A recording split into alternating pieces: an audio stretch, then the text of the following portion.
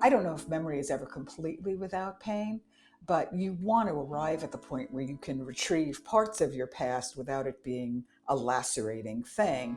And the reading of the classics and the meditating and the yoga, those were all mechanisms which allowed me to access memory without it being painful, with it being a source of power for me. Hello, and welcome to Grief, Gratitude, and the Gray in Between podcast. This podcast is about exploring the grief that occurs at different times in our lives in which we have had major changes and transitions that literally shake us to the core and make us experience grief. I created this podcast for people to feel a little less hopeless and alone in their own grief process as they hear the stories of others who have had similar journeys. I'm Kendra Rinaldi, your host. Now, let's dive right into today's episode. Today we have Marianna Torgovnick. Marianna, so happy to have you. Marianna is an author, and we will be talking about many different things. She's written two different books, Marianna, is that correct? No, I've actually written about 7 books. Oh, 7 books. Today we're talking particular about 2, Memoirs, which are memoirs. Right. But you've written 7, so you are definitely a really big author. Well, welcome to the podcast. Thank you for having me. I am so happy you're here. So tell us, where do you live? Where are you right now? Right now, I am in Greenwich Village in Manhattan, in New York City. You're in the city, okay. I live here for part of the year. It's unusual to be here in the summer, but here I am. And the other place I live is Durham, North Carolina, where Duke University is, because I'm a professor at Duke. Okay, so in the summers you're usually in the city, and then sometimes, yeah. I just finished directing a summer program here called Duke in New York Arts and Media, so I was here for that. And then my daughter has a birthday next week, so I stayed in order to attend her birthday party, and then I'll head back to Durham after that. So are you a New Yorker? Basically, I am a New Yorker. I was born in Brooklyn. Raised in Brooklyn. My first memoir is about growing up in Bensonhurst, which is a somewhat notorious community in Brooklyn, and growing up Italian American. We left out my middle name, which is DiMarco, which identifies the Italian part of me. And I sometimes wonder, Marianna DiMarco is such a good name.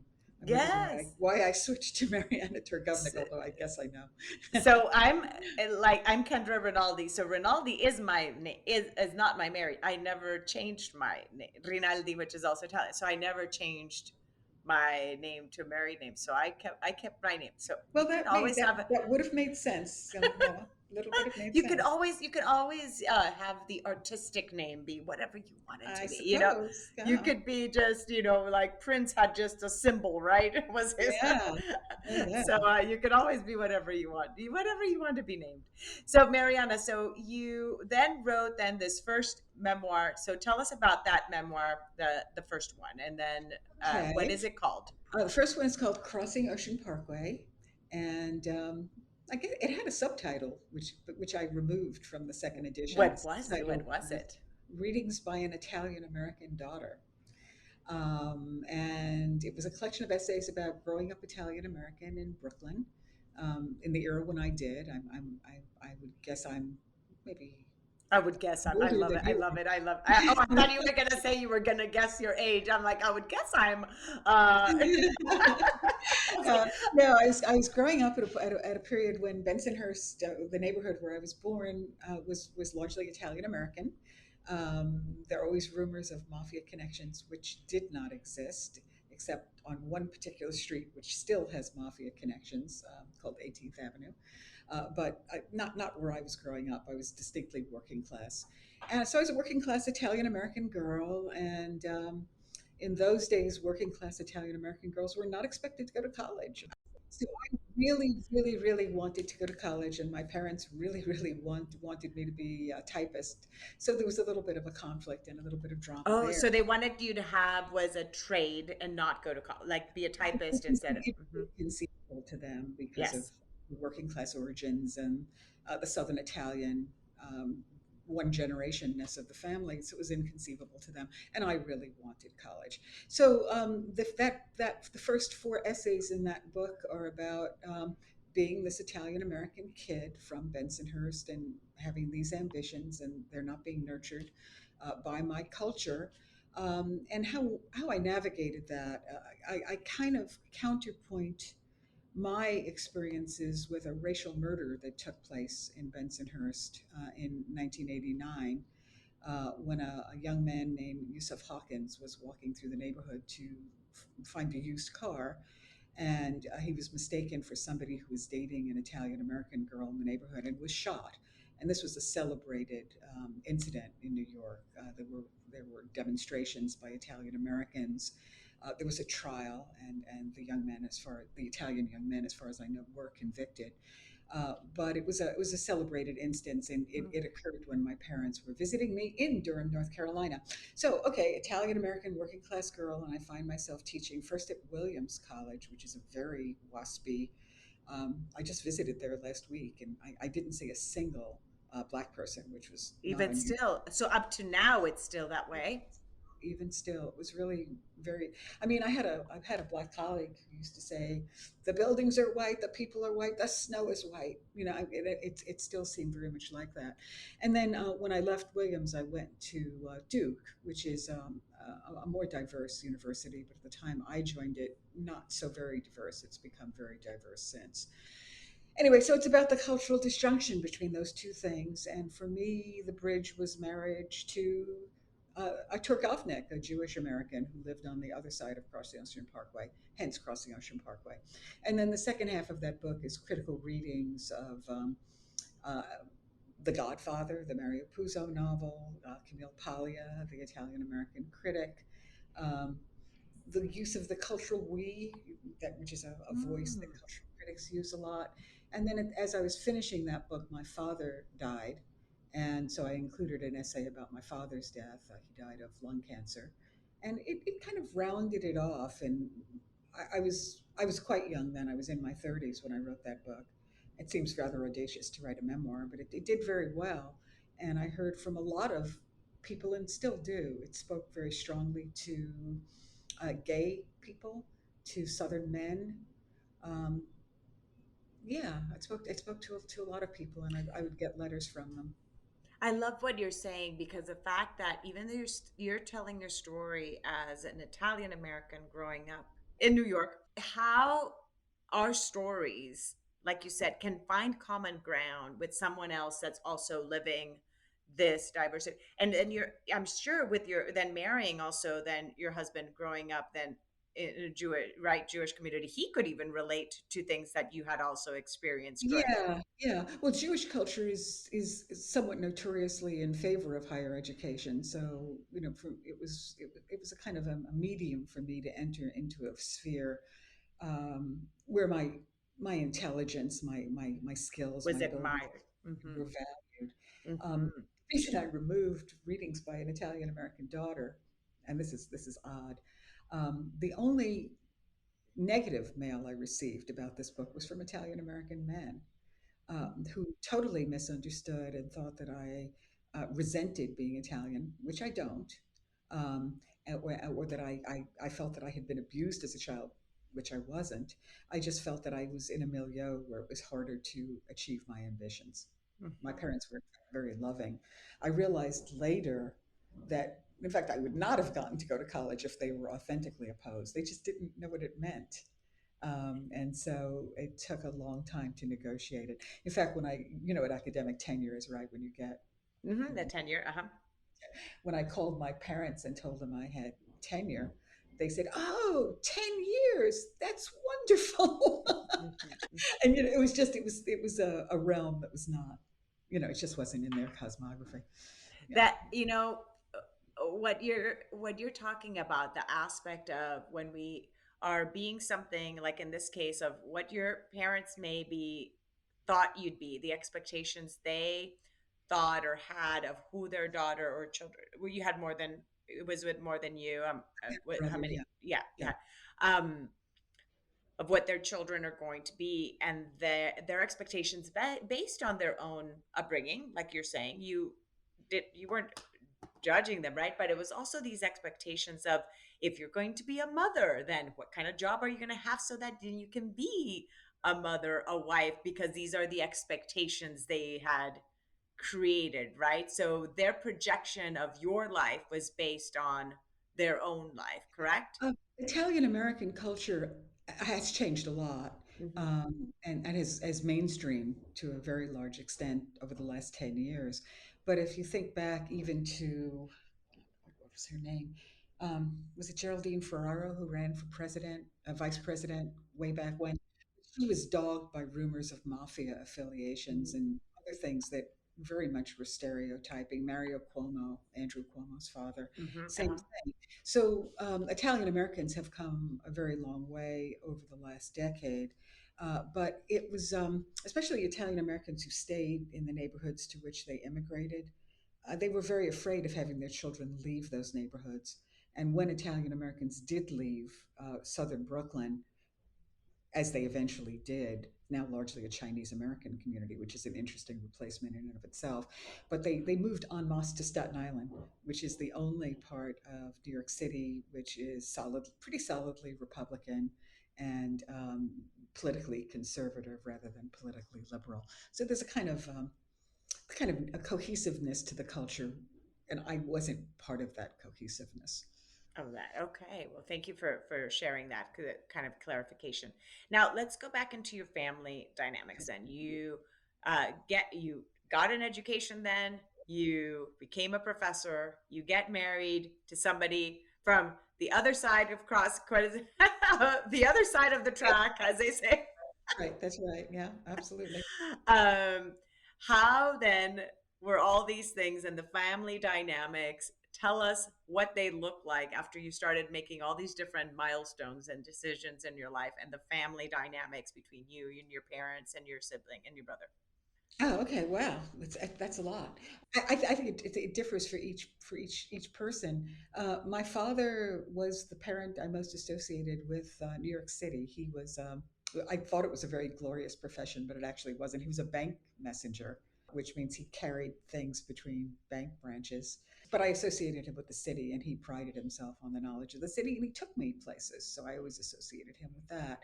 My mother was a garment worker. She was a good mother, very good cook, famously good cook. But she had been, this is odd, she was born in America and then sent back to Calabria in Italy, where she lived until she was 16. Now, Calabria is still a very poor and very peasanty kind of place. So that's her story, and she was not a sentimental lady, I would say, but a good mother, a loving mother. My brother was solid. I don't know what political demographic your audience consists of. My brother was a solid Republican, and I went to NYU in Columbia, and I was not. So we gradually grew apart. My brother and I just had different different backgrounds, different tastes.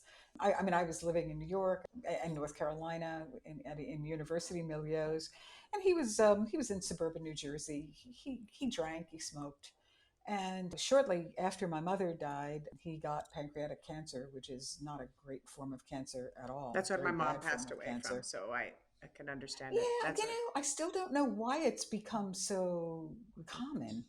And he was we had assumed a certain amount of longevity in the family because there had been extreme longevity on my mm, mother's side of the family, and you know, obviously, yeah. pancreatic cancer is it's a tough one. And he chose, like many people, including a friend who's entering the last stages of that now, he's just chose to kind of do the chemo all the way until it became actually too late to go to a hospice. And it was hard for me because, especially after my mother died, I realized all the many things you don't say to people when they're still alive. And I really wanted to talk to him, and he was kind of determined not to talk. He was on his third marriage. I liked his third wife very much, but the two of them were just when I would fly up to see him. They just didn't want to talk about it. You know, there was it was he was in the hospital. He was getting chemo. Nothing was happening. Nothing was happening. We would just talk as though we were in their living room, and for me that was difficult and Mm. hard. So, this book, Crossing Back, is essentially about the difficulty of trying to mourn when it seemed to me these were ordinary losses. My mother was in her 90s, an ordinary time to die. My brother, we hadn't been that close. So, exactly why was I having such a hard time Yeah. with the grieving process? And so, it took me a long time to figure that out. There were a couple of reasons. One was that I'm temperamentally somebody who doesn't like to be in a position which seems vulnerable, and being in grief is a vulnerable state. That is reinforced by a culture, Italian American culture, which is strongly invested in, looking good for other people. And when people are dying in your family, it's not Put so on good. your It's not knickers, so be a good. big girl. Got Yeah, it. you gotta show a Yes, good yeah, face to the yeah. world. And then the final thing, and this is the one which I think was no, there was actually two more things. One was that I, as a literary critic, I had been writing about World War II. Hey, a lot of people die in World War II, and it was hard to not think about everything that had happened. 9/11, the COVID crisis. It was hard to think about all the death in the world and to be invested in personal losses. It seemed to me somehow small-minded of me. Okay. So And then the final comparative thing, but I grief. think also Comparative grief. Okay. comparative grief.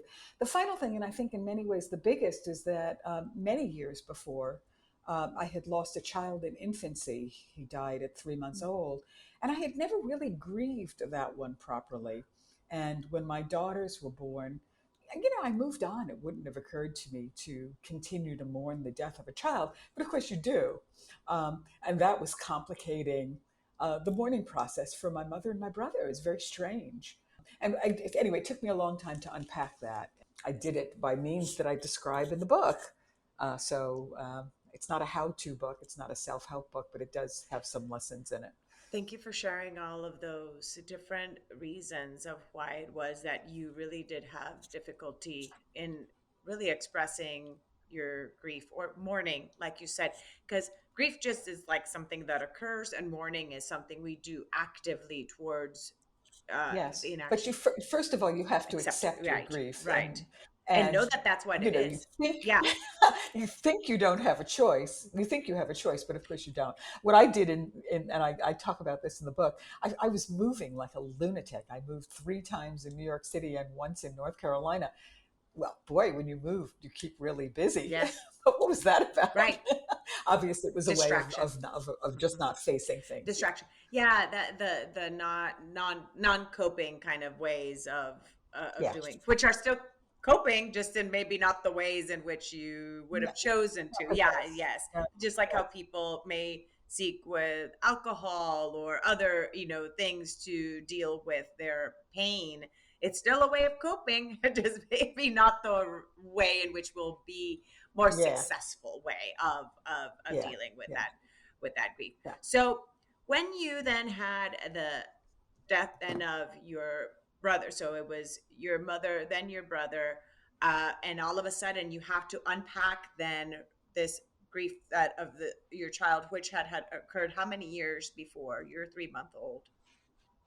Oh wow, a lot of years. A A lot. lot of years. Is Yeah, 25 years a and long you know time? what? It's not uncommon of how you're saying, because then you became a mom. Then after with your daughters, then You're you're very busy. You busy. were working. You're kind of Yeah. going through emotions that maybe Yeah. just the time of really being able to sit with those emotions and kind of figure out how to be uh, was just not there. Had your other daughters been born already when you're? So No, he was no, your no. first First child. child. Okay, Yeah, it yeah, was a yeah. boy. A boy. A He was boy. your first child. Yeah. So And that's important too yes. because I subsequently had girls, and I had, which was fine with me. I had a colleague when I was pregnant with my second daughter, who said, "Oh, you must want a boy," and I said, "Oh, you have no idea how stupid that Mm, sounds, mm. and how wrong that sounds." I didn't say that, but I Mm-hmm, thought it. mm-hmm, mm-hmm. You Yeah, just want a healthy. You just want a healthy yeah, child at that yeah. point. Yeah, a lot of times, yeah, we Sure, we invest so absolutely. much in the aspect of the genders and this and that, and after you've experienced what you Hmm. went through, you just wanted your child to be okay. So here you are unpacking then. So would you mind just diving? I know you dive much deeper in your memoir. on the different tools that you use to navigate your grief, but would you Sure, please sure, share with us sure, some? sure, sure. The first one was really a product of my being a professor of literature, and I thought I was being extremely original. I started a program of reading the classic books. I went back to Homer, and then I read Dante, and I had taught both Homer and Dante. And then I was continuing on my journey through the classics when I realized that a lot of intellectual people do that. And so again, my question became, well, why do people do that? And I realized I think there are a number of reasons they do it. One is that classic books tend to change over a lifetime. And so you can plug into them at different Mm. moments. And that's one reason. But I also think it's because classics are about really unpleasant stuff like killing your mother because she has killed your father, sleeping with your mother by mistake, doing a social protest and ending up getting buried alive. Dante takes a journey through hell. Yeah. Yeah. These are not normal experiences, but they do amplify Hmm. normal experiences, and I think that's why people read them. And intellectuals read them because there's an order. You do one, then you do the other. Then there's Shakespeare. Then there's Milton. Then there's Alexander Pope. Then there's Faulkner. I mean, it's a very stable order. And I think people like that. So that was the first thing I did. And then I started writing a book. I thought about reading the classics, and I kept talking about myself. So I thought, it's not about reading the classics, but that was part of it, reading the classics. May I The ask you? I'm second so thing that I, sorry. As we're pausing in the sure, classics, which one was one of those? And I don't know all of them. Shakespeare, I know more of because I studied theater. But yeah. which one was one that you, when you were reading, stirred up some kind of emotions of your grief that you were feeling? Either you could relate to something the author was saying, or how they expressed, or certain phrases that might have stood out for you in your journey? Is there one that stands out of any that you read? Yeah, well, there are two. One is Homer's The Odyssey, which is a book about coming home and has some very ugly scenes in it at the end, which I had conveniently not forgotten, but I hadn't emphasized them in my Well, probably memory. also they weren't Uh, relevant maybe when you read them. Sometimes when we read something again, no, no, no, no. you know, Yeah, like when we yeah, read yeah. something No, in a yeah, yeah, different yeah, space and yeah, where yeah, we are in our life, they have a completely yeah, different yeah, meaning. yeah, Mhm. yeah. But the line that resonated for me, the goddess Athena tells Odysseus's son Telemachus, "It is a wise child who knows his own father." I kept thinking it is a wise child who knows her own Mm. mother, because I was pondering very much the extent to which I was like my mother and what my relationship with my mother was. So that was one, and then the opening lines of Dante's Inferno. Inferno. I'll say them in Italian Inferno. and then I'll Uh-huh. translate them. Nel mezzo del cammin di nostra vita mi ritrovai per una selva oscura che la diretta via era smarrita. Oh, wait, no, You know what don't that means? translate. Let me see if I can, let me see if I picked up anything because I've been doing Duolingo. Okay. The mezza, the Nel limits mezzo, middle of our life. Okay, the the middle middle of of our our life life. is one that we may think we have to go through the jungle and then realize we have to go through the sea. Something like that is what I heard, jungle, Something and I like heard that. marita. So tell us, Something translate. like that. It's not. No. It's in the middle of the journey of our life. I found myself in a confusing forest, and I lost my way. I was confused. Those are very Mm, powerful lines, and that's what was mm, happening to me. So those were the two classics that were beautiful, most resonant beautiful. for me. Thank you. The thing which was extremely helpful, I had done physical yoga for a long time, like most Americans, and not the greatest yoga body, short arms, short legs, but I do yoga for an hour every day and I still do it. But after my mother died, I started meditating every day for 18 minutes. And that was extremely important because it kind of chills your mind down. And like reading the classics, takes you out of yourself, gives you a longer perspective on things. Just as you read the classics in a certain order, you go into meditation in a certain Mm. order. So it's like prayer, it's like doing a rosary, it's like chanting. It's a It's calming like a mechanism ritual. and It has a ritual a effect. ritual, a Hmm. ritual, a ritual. Yeah. And so those were the things that were most powerful for me. And when you meditate long enough, whether you believe in it or not, it's very funny. Most people, so I guess you don't really try meditation unless you're willing to give it a chance. But if you do give it a chance and you do it long enough, your breath slows down, your blood pressure gets lower. And there are certain tools, just simple breathing things that you can do to calm yourself down at any moment. In fact, when I teach college and the students are getting all stressed at the end of the semester, I make them take a few deep Uh-huh. breaths. And I say, oh, did you notice that? That's different, Mhm. right? And, it's important to be able to do that. So that was putting all of that together was important to me because the subtitle of the book is Books, Family, and Memory Without Pain. And I don't know if memory is ever completely without Mhm. pain, but you want to arrive at the point where you can retrieve parts of your past without it being a lacerating thing. And the reading of the classics and the meditating and the yoga, those were all mechanisms which allowed me to access memory without it being painful, with it being a source of power for me.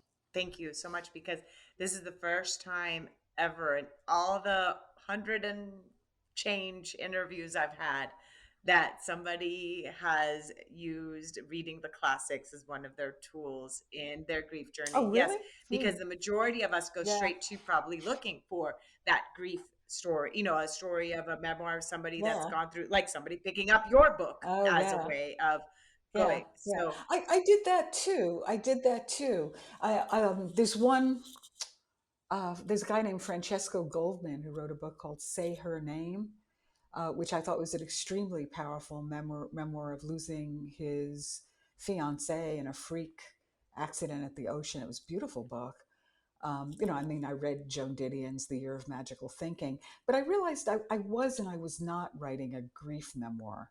I mean, I was, and I wasn't writing a self help book, but I wanted it.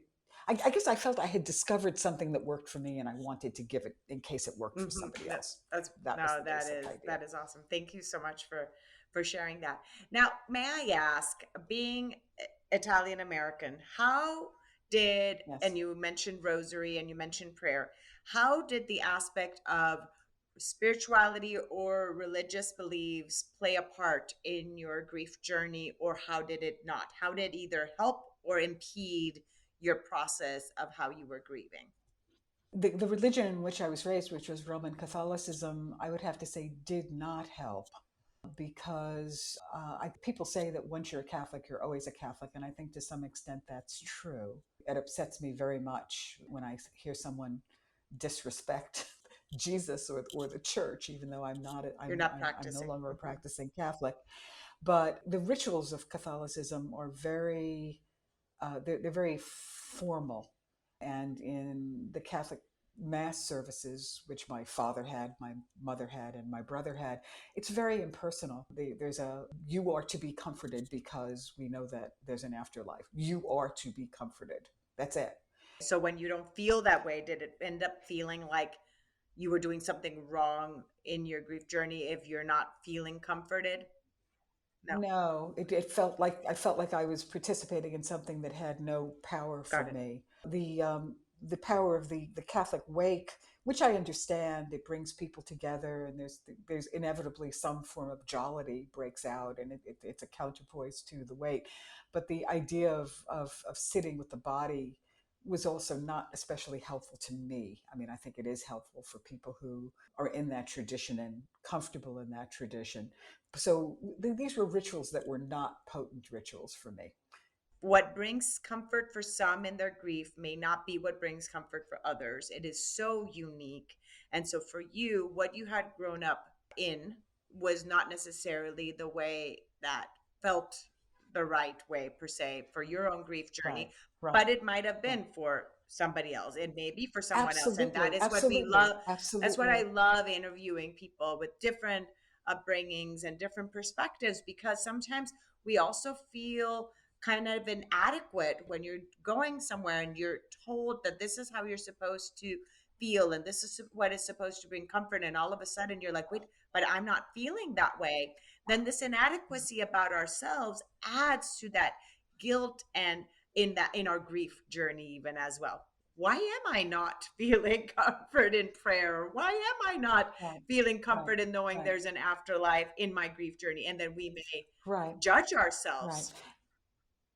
Of course, as a writer, the writing was also a Oh, comforting okay. thing for me, and I think probably for most people as well, because the writing again, it requires order, it requires regularity, it requires sinking into yourself, but not totally sinking into yourself. It needs to be controlled to some Mm-hmm. extent, and all of those things, and that's why I don't, I would not never disrespect somebody who found Comfort. Mm-hmm. prayer, a good mechanism, because in many ways that's what meditation Right. was for me. I do find meditation a spiritual Mm-hmm. exercise, and I'm not a believing Buddhist. But the traditions in which I meditate are loosely speaking Hindu or Buddhist. Again, it's not an afterlife, but there's an energy in the universe, and you when you access that energy in the universe, you realize, well, that's in you, it's out of you, and that kind of vocabulary, what's in you and outside you, that is religious Mm-hmm. vocabulary.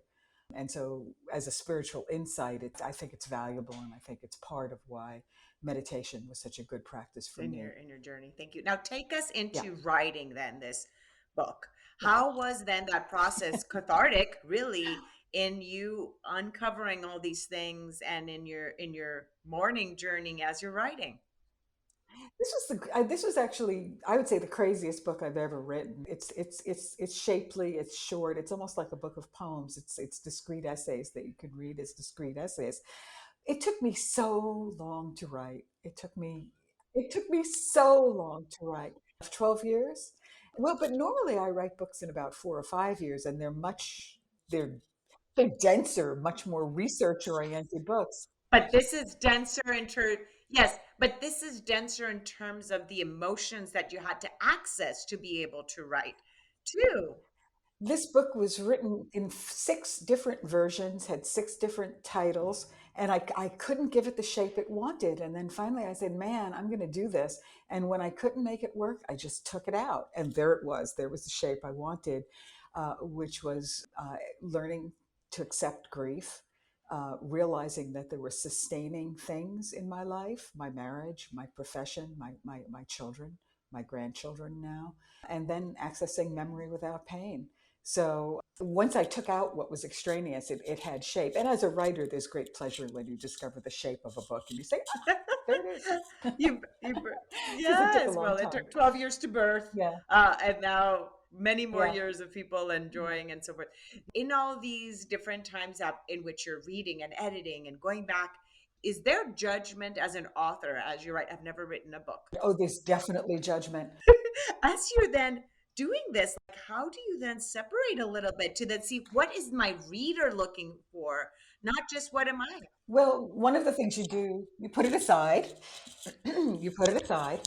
Then when you come back to it, you're reading it, and if you're bored, you should take it out. So one of the things you do is to cut. But there's a golden moment when you're writing memoir when you really move yourself, and you may even be moved to tears.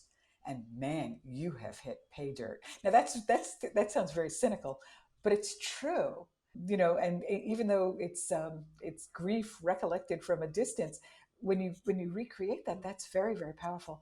When you publish with a press, I hate to break it to the aspiring authors out there, you finish the thing, and if you're lucky, you see it in print a year later. So you have this Mm. imposed year of just nothing, and then copy editing, and then the page proofs arrive. And when the page proofs of Crossing Back arrived, and I was reading it through, I just said, oh, hot damn, this is good. This is good. And it was really such a great feeling, to have that happen. And again, it's a kind of, it's not the mourner's reaction, it's the writer's reaction. I was just gonna even ask in that editing process when you're being told, yeah, cut this. I mean, you've written 7 books and you before, so you've been like, when they say no, this chapter, da da da, but I really love it. Like, how do you detach? And there's got to be some grief component even of any other type of book when you've kind of put I your think, baby out there, and yeah, then an yeah. editor's telling you, no, take this part off or take this part, and even like you said, even the reaction of some people to your titles of, then you were even re-editing the title of your other book, of taking off the other. So gosh, it takes a lot. It does take a lot. I mean, one of the things that I have found very helpful, and I was fortunate both with Crossing Ocean Parkway and with Crossing Back to be in a writers group when I was doing them. This hasn't always been the case for me, but there's something very sustaining about having friends read and getting friends' Hmm. opinions and trusting friends' opinions as you're revising. I've actually been very lucky in my editors. They've done what I would call light Okay. editing. The guy who copy edited Crossing Back had so much knowledge about Sicilian culture in a very specific way that I was actually in awe. I mean, there's a kind of Italian pastry that my mother made. It's called a sfinge. It's fried dough. It's a beignet, yeah. I mean, yay. The fancy name is a beignet, but a sfinge, it's ricotta and and flour, but you have to get the texture just right. So in one of my chapters, I use making sfinge, my mother's recipes in general, as a recipe as analogies for writing. And the sfinge recipe, which was a very important recipe for my mother, so it was a very symbolic recipe for me, and I lost it. And I was trying my mother's recipes and I was writing them into a chapter for this book. And I couldn't find it. And then I received a text from my younger daughter and it said, I found. "Mom, I did it. I found the Sfinge recipe." And it was like World War II ends in Europe. The Sfinge recipe has been found. So I was able to make the Sfinges and to recreate them. Oh, Yeah. that's So awesome. there's stuff like the, that. the part of even just that, the aspect of food and passing along that legacy and the memories Yeah. that they are not only Yeah. associated with a culture, but like you said, like they remind you of what your mom used to make on these things and the Yeah. cultural things, Yeah. and this is a And, way we and, and carry on. again, Mhm. stepping into the role of the cook is to, again, it has sequences, it has regularity, it's in you, it's out of you, it's personal, it's impersonal. So it has all the qualities of reading the classics and meditating. And I wasn't sure why I was making my mother's recipes, but it was That important to is, me that I do so. that's beautiful. Like, yeah, just reliving. Yeah, yeah, yeah. Anyway, this guy knew the whole story of Sphinge and the variants in Uh-huh. spelling, and we were talking about Uh-huh. editors, and this editor knew all that, and I said, "Man, that is amazing." Yeah, That Sphinges. was wonderful. Yeah, Thank they're you for good. sharing They're that. really good. Well, now I want one. Uh, now I want one. Thank you so much. Now, tell us anything else you'd want to share as to who would be someone that would relate to your books, either one, Crossing Ocean Parkway or Crossing Back. Yeah. Well, I think anyone who is, I mean, crossing is a metaphor that has to do with moving from one place to another. So anyone who's involved in some kind of conglomerate culture, and I think that's lots of people these days. If you're Asian American and married to an African American or to an Anglo American or whatever, anyone who's involved in that kind of hybrid Hmm. relationship, I think, would find either book very powerful. Anyone who is experiencing loss or grief, I think, would find either book very powerful. They're kind of there's humor in books. I mean, there's a tendency in my writing to go for the joke, so that's important too. There's a chapter in Crossing Back about being an academic, a chair of a department, and what that's like. So academics, I think, would enjoy that Hmm. chapter as well. Duke University is a school which attracts Oh. scandal, and I found myself in the middle of one. Mm. Kind of, it's a long time ago now, but there it was. And I'm somebody who takes a lot of pleasure in writing. So I think anyone who's interested in yoga, this book would be terrific. Anyone who's interested in Italian Americans or Jewish Americans, especially the first book, Crossing Ocean That's Parkway. awesome. Thank you so much for Yeah. sharing, because yeah, sometimes it's like, okay, who is this book for? And a lot of times we may not think that we may associate with something in the book, and then we do find, like you said, these things that No, we no. I think relate. Yeah. Southerners really Yeah. relate. Gay people really relate. It's, Yeah, Asian American culture and Italian American culture have a lot in common. So there's a kind of relationship there as well. I want to Yeah. read one of the bits that somebody wrote regarding Crossing Back that I was sent here in the email Thank about you. you. Marianna Torgovnick looks back without anger, but the compassion and acceptance, even for herself, at her life and successful career, re examining key elements of her past, including ethnic mobility, family quarrels, and unfinished grief, professional crisis, moves, separations, and reinventions. She writes a new life narrative, a generous and relatable memoir that will chime with the feelings of many readers at this post pandemic time of reflection and emergence. And this was by Elaine Showalter, a professor at Princeton University. So that right there, I think, summarizes for sure the crossing back and who can relate to that, and how amazing to Yeah. hear. Like, is it like when you hear those things, those things, is that Yeah, like, no, that's absolutely great. That's absolutely great. And I would stress again, because we're all kind of emerging yeah, from something yeah, right now. And for most of us, it's a movement, a more expansive movement. We were constricted and there was harm. And we're now having to assess what that harm is and how to readjust. That was a lovely statement by Elaine I Showalter. know. Like, Deeply how does it appreciated. feel for you when you read Oh, the things of it's lovely. oh, It's it's lovely. got to be so moving to hear Yeah, like what yeah, somebody's been touched by something yeah, you've written, and yeah. what they take meaning out of it. So, is there any last words you want to tell our listeners before we close off? No, I want to tell your listeners to keep on doing what they're doing, to just realize that there's always a chance to reform yourself, and go for it. And I wanted to thank you for having me I today. am so glad you were here, and I'll be linking your website where people can find. Do you want to say other places in which people can find your books? Oh Yeah, yeah, you can find it on Amazon. You can find it on Barnes and Noble websites. I suppose in the brick and mortar stores as well. And you can find. I think most people go to Amazon. So there's a Kindle. that's what. The hard Kindle costs almost as much as the hardcover. So choose what you wish. It's a university press, so they do that. But it's a worthy read. So I would kind of look for it. And my website is my name. It's your name, and I'll put that one. Yeah, I'll put that one down below. Thank you so much again.